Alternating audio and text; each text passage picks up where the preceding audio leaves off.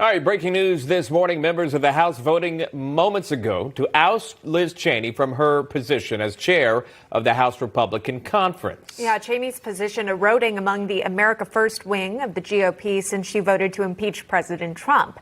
House Minority Leader Kevin McCarthy said she would not be punished for that vote.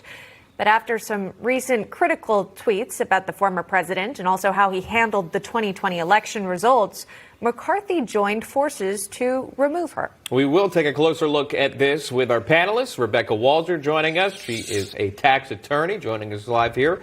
Jonathan Gillum joining us, author of Sheep No More, The Art of Awareness and Attack Survival. He's a former Navy SEAL and a former FBI agent. Good to see everyone here. Rebecca, I'll start with you. Reaction to the ouster of Liz Cheney.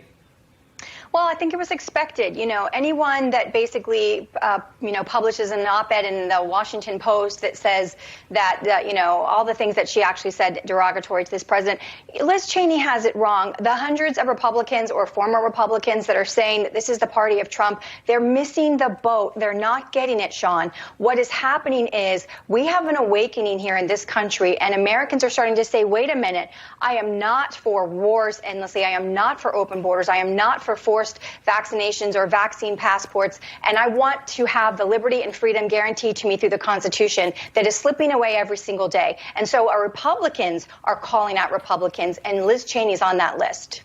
Okay, want to bring in another panelist here to join the discussion, Isabel Brown, also coming in, author of Frontlines and contributor at Turning Point USA. So we've got everyone here. That's the book on the screen. But Jonathan, I'll go to you next. You know, your thoughts on, again, this decision. She initially was up for a vote to be removed, and then she stood through that. But this time it didn't stick, and she's lost her leadership role. What do you make of sort of the switch here within the Republican Party?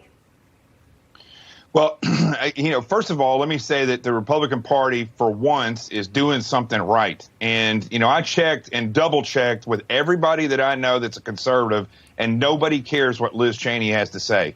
The one thing that bothers me about this, however, is that I keep hearing Republicans say that we want to take the Republican Party in a more conservative avenue, down a more conservative road. And the fact is, that is what the Republican Party is. Donald Trump, who I'm a huge fan of Donald Trump, but he didn't make the Republican Party conservative. The people in the Republican Party have always been conservative. It's the people in Washington, D.C. and in these different states around the nation where Republican the establishment has a stronghold. That's where conservatism has slipped. And people like Liz Cheney and Kissinger in Illinois, these are the people who need to be ousted from the Republican Party completely so we can get back to conservatism. Final thoughts from Isabel, because someone that does like to hear from Cheney would be Representative Kissinger. He's the one that came out to support her. I want you to comment on this. Cheney says, I will do everything I can to ensure that former President Trump never again gets anywhere near the Oval Office. Strong words from Cheney after the ouster. Isabel, your reaction?